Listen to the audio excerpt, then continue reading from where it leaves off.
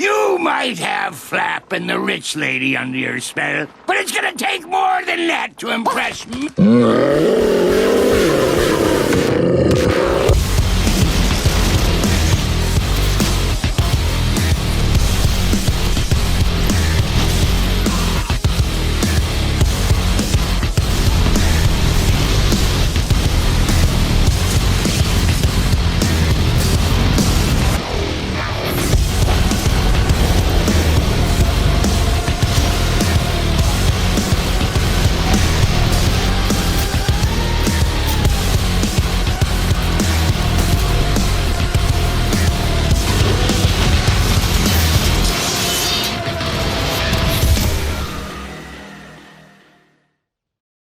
I didn't really play much of Titanfall 2 when it first came out, mainly because Titanfall 1 turned me away from playing the newest entry. There's just not much else surrounding the game.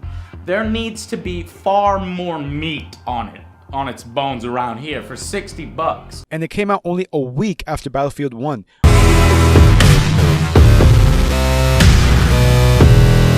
Which, damn, whoever had that bright idea was preying on Titanfall 2's downfall. But after playing Titanfall 2 and realizing what I missed out on, I gave myself a little pep talk in the mirror. Your life is nothing. You serve zero purpose. You should kill yourself now. This is one of the best FPS games I've ever played, and it's actually considered a masterpiece by half of the population, and is the only other game besides Bubsy 3D to win the prestigious Golden X Award. You're probably wondering what my source is. My source? Trust me. Seriously, after I put enough time playing this, I really regretted not checking it out when it first came out. I thought Titanfall 2 was going to be exactly like the first one. This is the most balls to the wall, ADHD-filled, chaotic-inducing, testosterone-increasing video game I've ever played. Black Ops 3 tried using Titanfall 2's movement, but Black Ops 3 is like Great Value Berry Crunch, and Titanfall 2 is Cap'n Crunch. Unlike its predecessor, Titanfall 2 actually has a full-fledged single-player campaign, and after just playing the Black Ops 3 campaign, train go boom. Is Titanfall 2's campaign any better? Yes! Yes! Alright, before I drink a suspicious liquid from this game's private area, I'm going to be talking about the single player, and then the multiplayer. So, let's get into it. Actually, I think it's fair to talk about the only criticism I have with the campaign, and that's the length of it. This thing is smaller than my interest for Modern Warfare 3, and even shorter than the hype was for Starfield. You know you're on the bad timeline when Black Ops 3 has a longer campaign than this. Even though the story will take you about 6 hours to complete, every mission is just so different from the last that it'll keep you hooked wondering what the next mission is going to be like. So, since the story isn't very long, there isn't much to say, but I'll give you the cliff notes because I don't want to spoil it in case you're curious about checking it out yourself. You play as Jack Cooper, just a normal rifleman aspiring to be a pilot, a super soldier that can take on waves of enemies, run on walls, double jump, and of course, pilot a Titan, a giant mech that just... A story goes that there's a group called the IMC who's trying to conquer the frontier and all of its planets, and you're part of the militia that's trying to stop them. The IMC developed a super weapon that can destroy an entire planet, so the main goal of the game is to stop that from ever happening. It sounds pretty simple and sounds exactly like, well, Star Wars. The IMC is trying to conquer planets and kills anyone who disobeys the Empire. The militia that's trying to stop the IMC? Rebel scum. The IMC created a weapon that can destroy planets? The Death Star. Once the story starts, you're thrown into a pilot training simulation that shows you the gameplay of Titanfall 2, and the gameplay is just... Throughout the game, you'll be running across walls, punching some dudes in the face, sliding, piloting a Titan. The training is cut short after being attacked, and you drop on the planet Typhon below you. Your mentor dies in combat, and he entrusts you with his Vanguard-class Titan, BT. BT is with you pretty much the entire game, and the relationship between the both of you just had me smiling and enjoying every moment you two were talking. You can actually choose what to say. It's nothing deep, there's no alternate ending depending on what you say, but the option is there, so that's nice. A lot of the characters here are relatable too.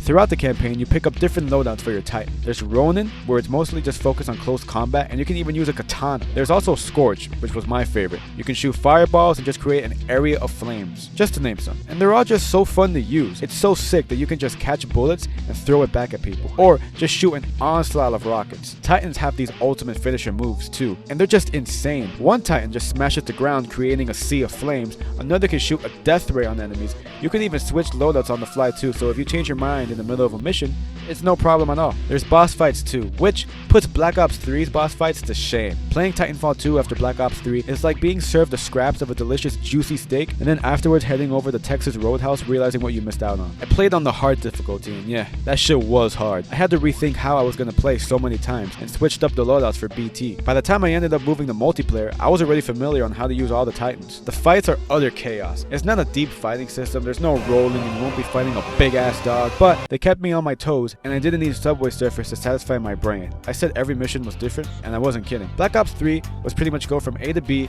on a very linear path and just shoot people. But in Titanfall 2, they kept things interesting. You'll have one mission where you'll be thrown onto a ship and jumping on little fighter jets only to be left with just a pistol, so now you have to survive. And then on another mission, you get this mechanic where you can time travel with just a push of a button. And some areas are blocked off, so the only way to go through is to time travel. Too bad I can't time travel back to before my dad left. It's so satisfying to just jump in time and catch an enemy by surprise. Titanfall 2 is the best game I've played to utilize a mechanic like this. Starfield has something similar where you jump between universes, but it wasn't as seamless as Titanfall 2 because instead of just simply pressing a button, you had to walk up to a specific anomaly to be able to teleport, followed by a loading screen. So not only do you get an engaging story with likable characters, you have an action-packed, never a dull moment, gameplay-changing campaign that even has an ending that got me in my feels. Again, the only complaint is it's just too short, but man, did they make every mission and minute count. If it was longer and they kept the pace that it did, this would probably be up there with one of my favorite FPS stories. But that was just a campaign. What about the real reason people play FPS games? The multiplayer. I've played many multiplayer games in my day, and if we use Battlefield 1 as an example, the game starts off kind of slow. You're running towards the objective or driving, and eventually, as the game progresses,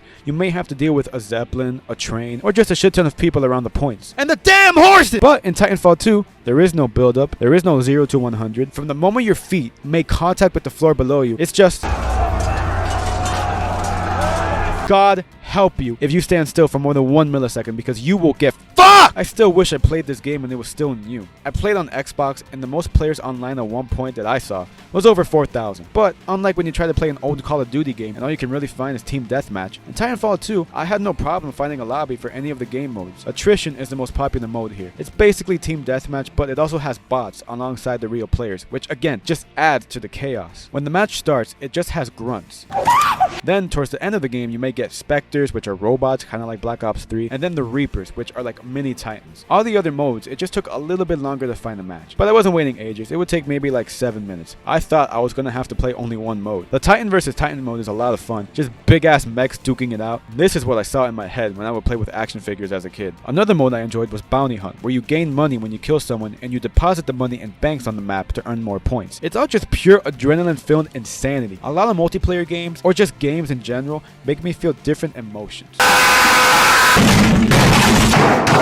I wanna jerk off! Fuck! I wanna jerk off! Did you notice how most of them were pissed off? In Titanfall 2, I never got angry when I died. It's really just a game you play to just blow off some steam, while at the same time having some fast-paced fun. So much could happen in one game. I could literally turn a dude into some ground beef with my fist, only to have to emergency eject out of my Titan, land behind someone, and snap his neck. Even when you don't have your Titan, and all you can do is just support your team by using anti-Titan weapons, or riding on top of one to do some damage, it's so cool to just see them all fight. Just don't let an enemy Titan see you, because that's the last thing you'll be seeing. The maps are great too, all perfectly suited for the gameplay. You can wall run, slide, grapple, you name it. They had a flow to them, and were perfectly suited for playing as a Titan and running around as a pilot. And let me say this, even some of the best multiplayer games have downtime because you have to actually run to the action and spend some time finding someone to shoot. Games like Call of Duty have power positions on the map where it makes a pretty good place to lock in, and sometimes you'll be running around praying to find someone to shoot. In Titanfall 2, I was begging for mercy and would ask God to give me a break. But yeah, the maps made it super easy to find people, unlike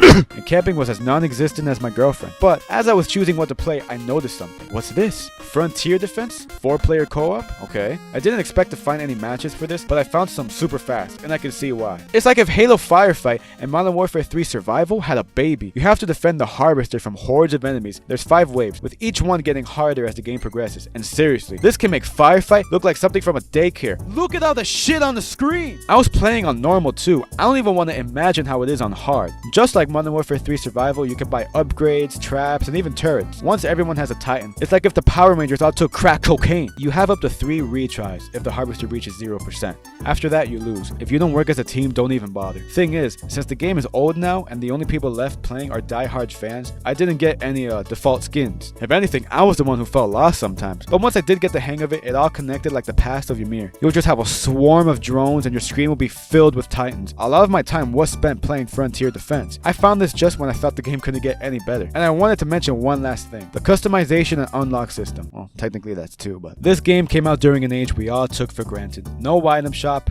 no battle pass, no loot boxes, no bundles to unlock things early.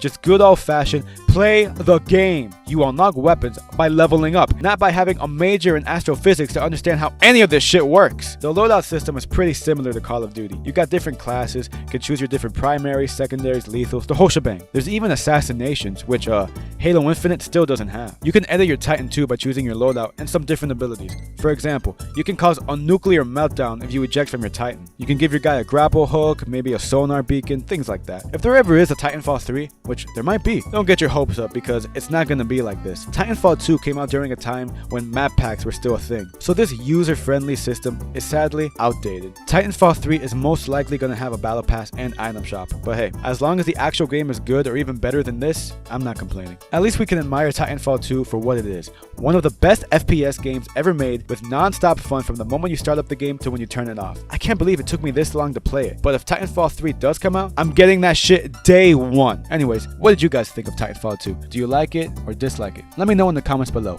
If you enjoyed the video, give it a thumbs up, subscribe, and yeah, thanks for watching.